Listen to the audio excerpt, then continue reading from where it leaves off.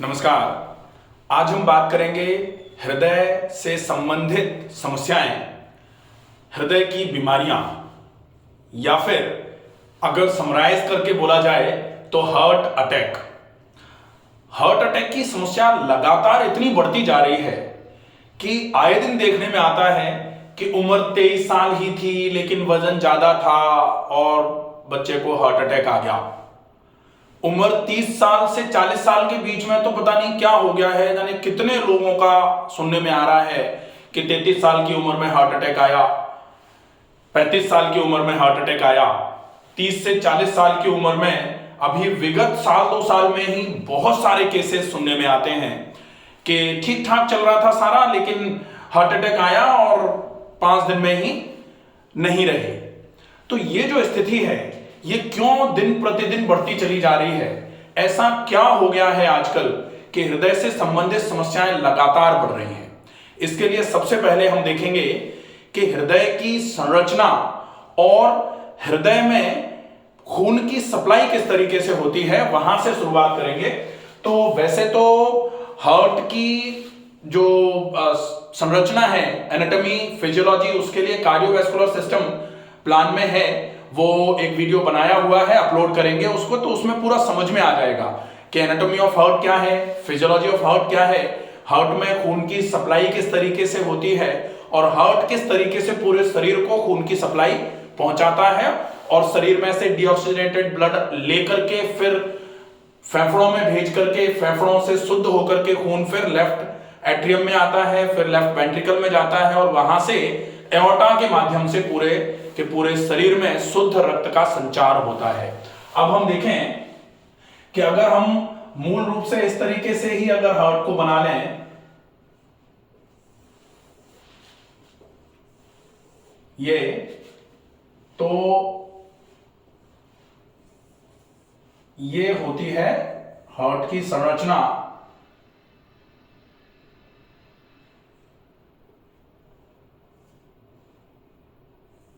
कुछ इस तरीके से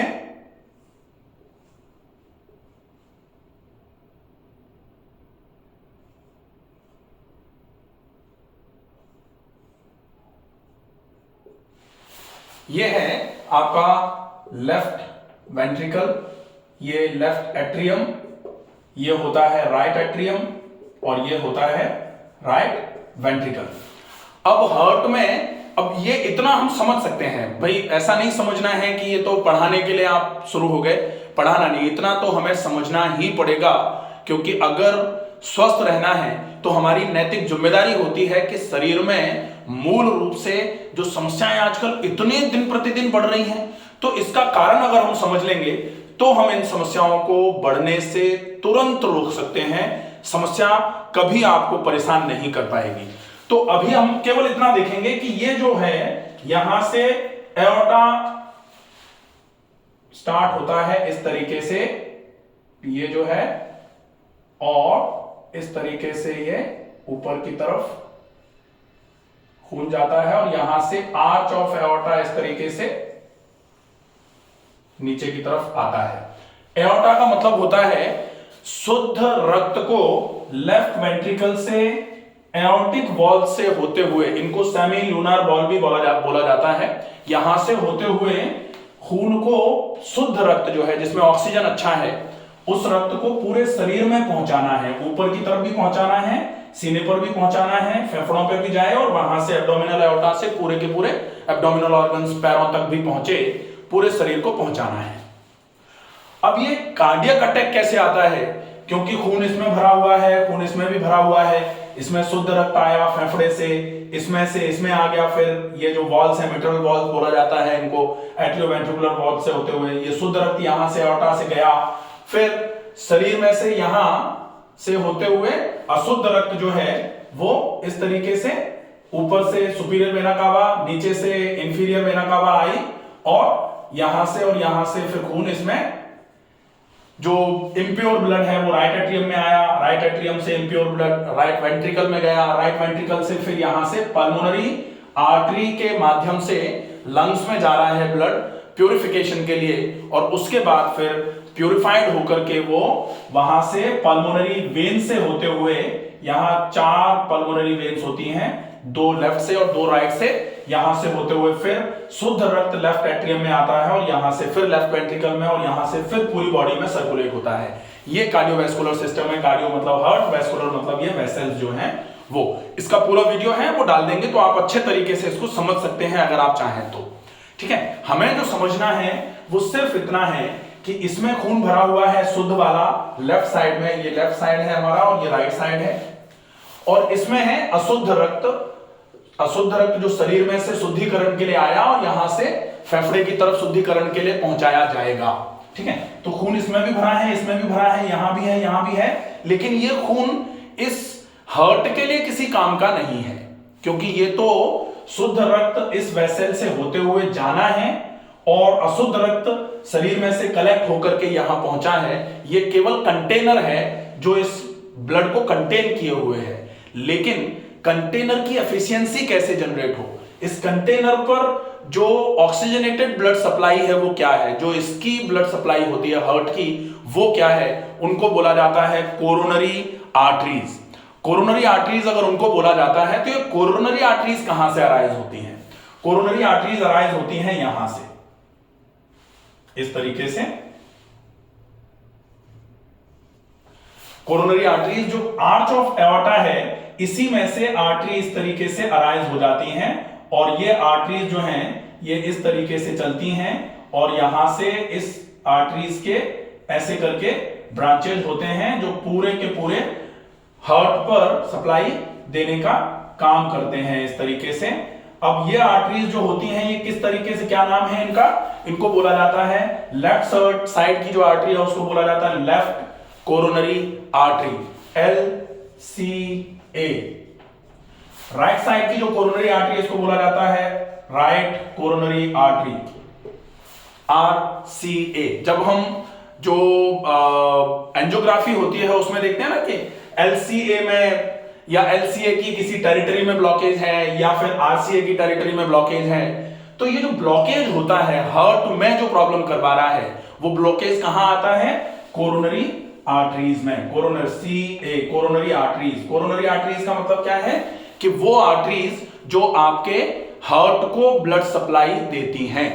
अब जो हार्ट को ब्लड सप्लाई देती हैं उन आर्टरीज में अगर किसी कारण की वजह से ब्लॉकेज आना चालू होगा, उन आर्टरीज में नैरोइंग आना चालू होगी, तो फिर वो आर्टरीज ब्लॉक हो जाएंगी, आगे की तरफ सप्लाई नहीं आ पाएगी। और अगर जहां आर्टरी ब्लॉक है उससे आगे की तरफ सप्लाई नहीं जा पाएगी ब्लड की, ऑक्सीजन की, तो वहां पर पहले हाइपोक्सिया होगा, इस्चीमिया होगा, उसके बाद इंफाक्शन होगा और इसी को बोला जाता है myocardial infarction. Myocardial infarction, MI, आपने देखा होगा ना, सुना होगा MI का अटैक, मायोकार्डियल इंफाक्शन हुआ है उनको। तो MI अटैक जो होता है वो मायोकार्डियल इंफाक्शन। इंफाक्शन का मतलब है due to lack of oxygen supply और ब्लड सप्लाई, जो ब्लड सप्लाई की कम होने की वजह से जो सेल है वो डेथ पर जा रही है, वो सेल बहुत परेशान होती है, पहले हाइपोक्सिया, इस्चीमिया और उसके बाद फिर उसकी सेल पर नेक्रोसिस होना चालू हो जाती है, इंफाक्शन होता है, डेथ होना चालू हो जाती है सेल की। तो जब ये हो रहा होता है उस समय आपको बहुत परेशानी होना चालू होती है कि भाई नहीं मिल पा रहा, जैसे आपकी नाक कोई बंद कर ले, ऐसे करके मुंह बंद कर ले तो हड़बड़ी छूटती है ना, बिल्कुल वैसा ही यहां होता है। MI का अटैक जब होता है तब M का मतलब होता है मायोकार्डियल। मायोकार्डियल का मतलब होता है हार्ट की ऊपर वाली लेयर को बोला जाता है पेरिकार्डियम, एपिकार्डियम, मिडिल वाली लेयर होती है मायोकार्डियम और अंदर वाली लेयर होती है एंडोकार्डियम। तो मायोकार्डियम मतलब होता है जो मसल लेयर है, मस्कुलर लेयर जो है, जो हार्ट को कॉन्ट्रैक्ट और रिलैक्स कराने का काम करती है। जब इसमें रिलैक्सेशन होता है तो हार्ट रिलैक्स हो रहा होता है, डायलेट हो रहा होता है, और जब इसमें कॉन्ट्रैक्शन आता है तब फिर हार्ट में सिस्टोल का फंक्शन हो रहा होता है। तो अब अगर इन आर्टरीज में कहीं कोई ब्लॉकेज आएगा तब बोला जाएगा कि ये ब्लॉकेज जो है ये आपके हार्ट पर अटैक लाने का काम कर सकता है, हार्ट में ब्लॉकेज है ये। हाँ, बोला जाता ना कि हार्ट में ब्लॉकेज हो गए हैं। तो ये अब हम बाद में जो हार्ट की और भी प्रॉब्लम है, अभी हम केवल हार्ट अटैक के बारे में देखेंगे। उसके बाद जैसे वॉल्व डिजीज होती हैं, जो कहा जाता ना कि वॉल्व की बीमारियां हो रही हैं, वॉल्व बदले जाएंगे, तो ये 4 वॉल्व होते हैं।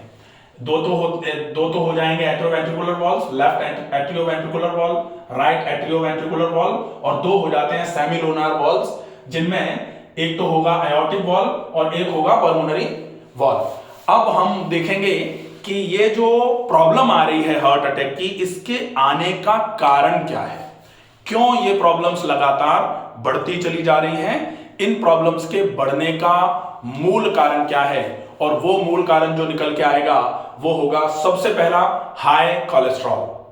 अगर आपका कोलेस्ट्रॉल बढ़ना शुरू हो गया है तो आप आज नहीं तो कल हार्ट के लिए ससेप्टेबल हो जाते हैं, आज नहीं तो कल आपको कोई ना कोई हार्ट की प्रॉब्लम आ सकती है।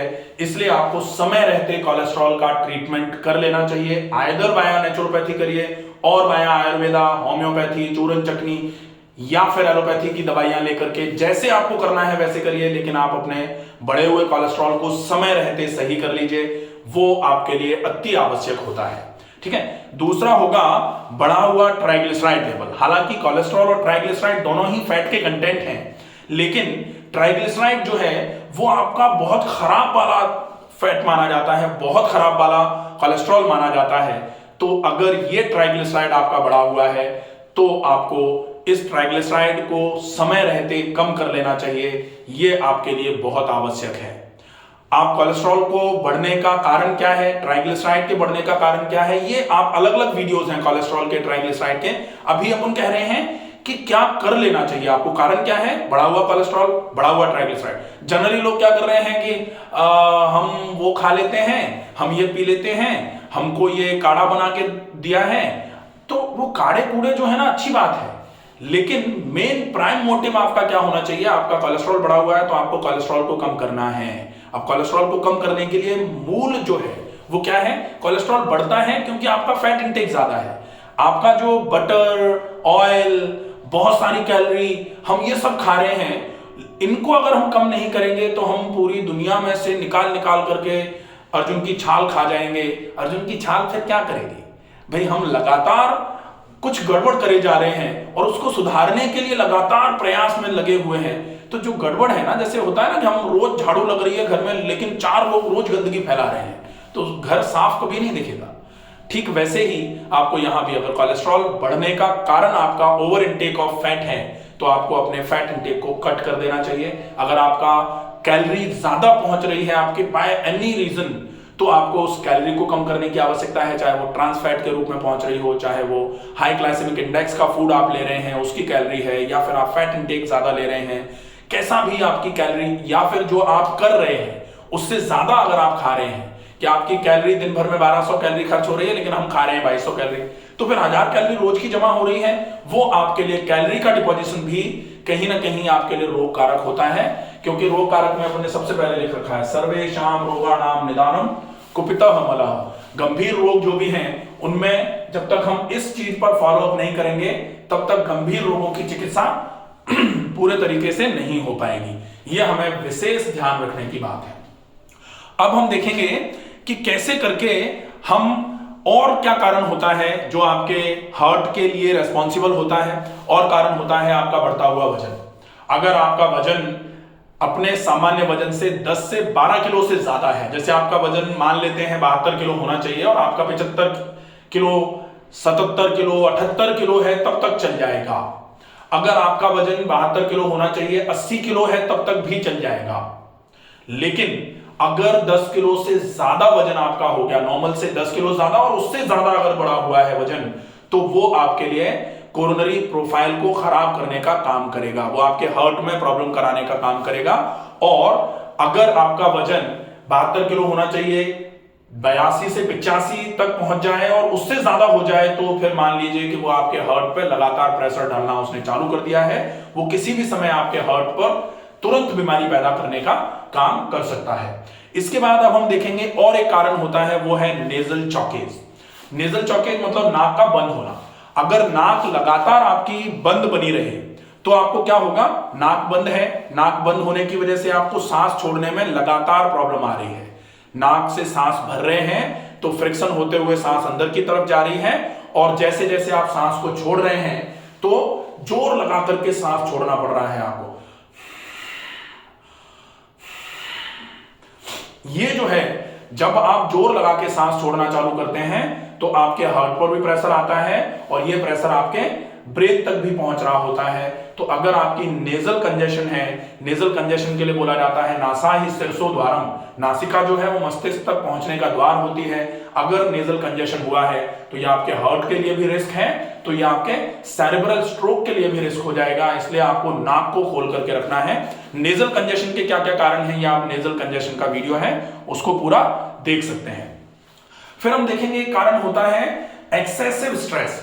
दुनिया भर का स्ट्रेस अगर आपके अंदर है, दुनिया भर का स्ट्रेस आपने ले रखा है, तनाव में बहुत ज्यादा रहते हैं, लगातार आपके दिमाग में कुछ ना कुछ चले जा रहा है, रिलेवेंट है या इररिलेवेंट है उससे कोई लेना देना नहीं है, हम परेशान हैं, तो ये जो स्थिति है ये आपके लिए हार्ट की प्रॉब्लम पैदा कर सकती है।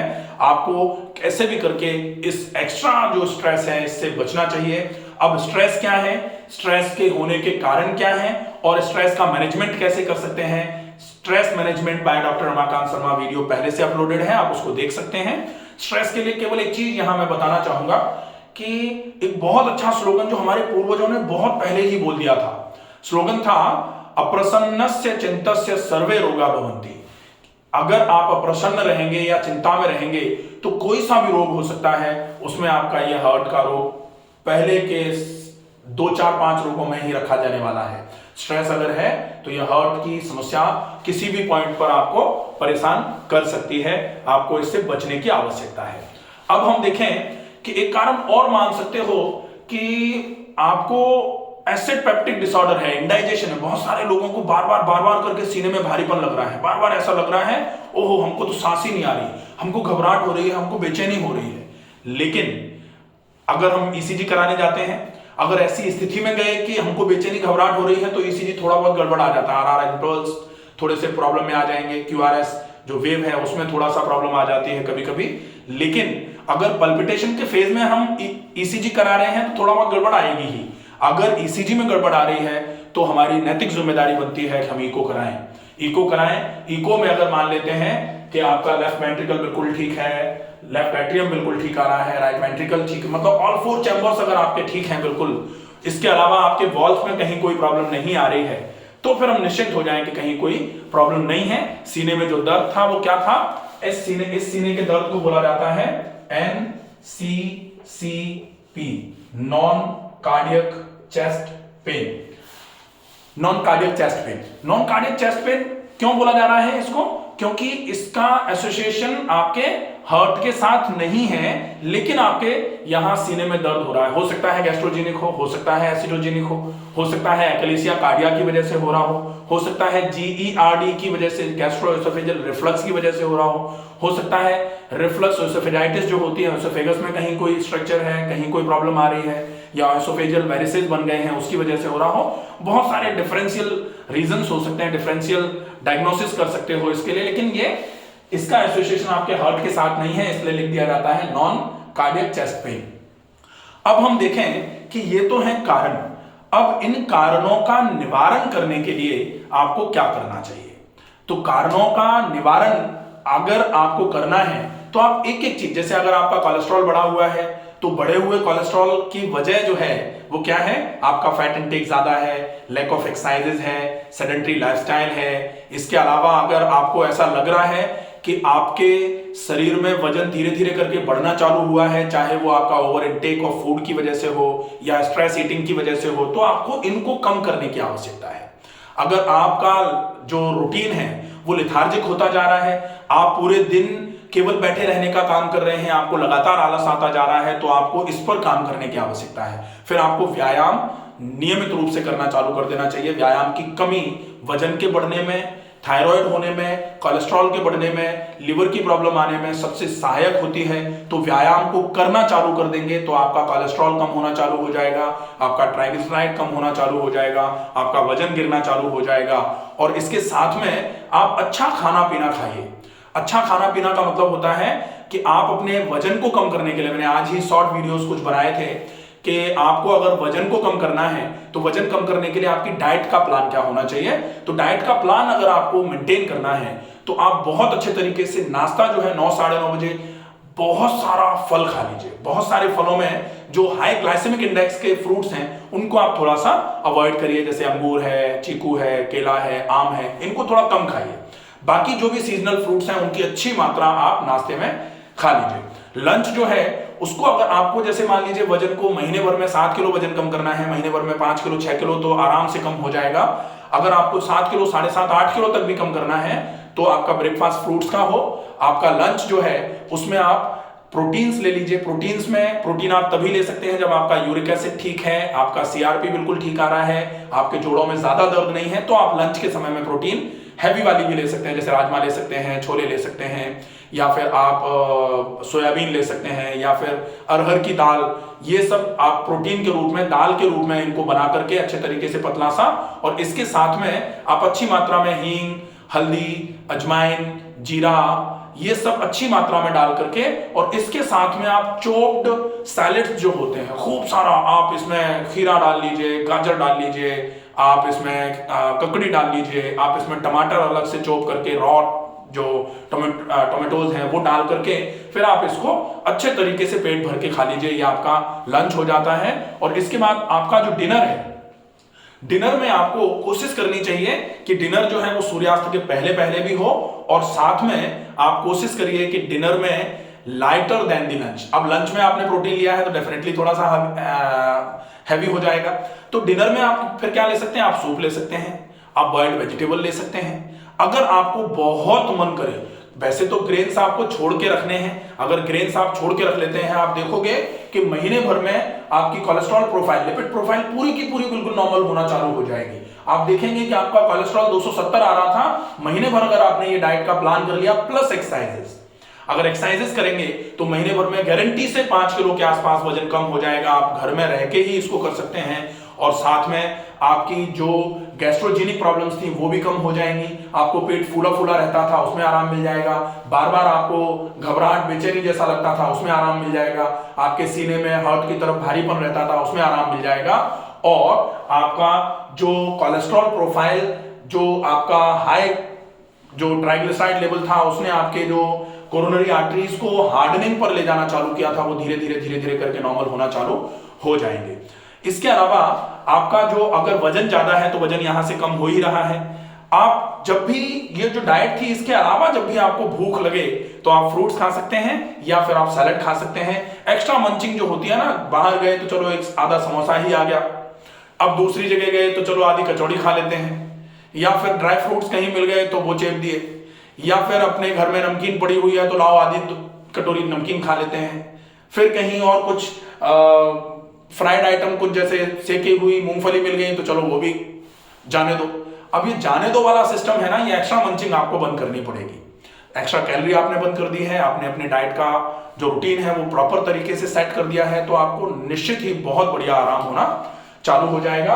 अब जो एक्सेसिव स्ट्रेस है, एक्सेसिव स्ट्रेस को मेंटेन करने के लिए आपको निश्चित ही व्यायाम सबसे ज्यादा इफेक्टिव रहेगा। निश्चित बहुत अच्छे तरीके से व्यायाम काम करेगा।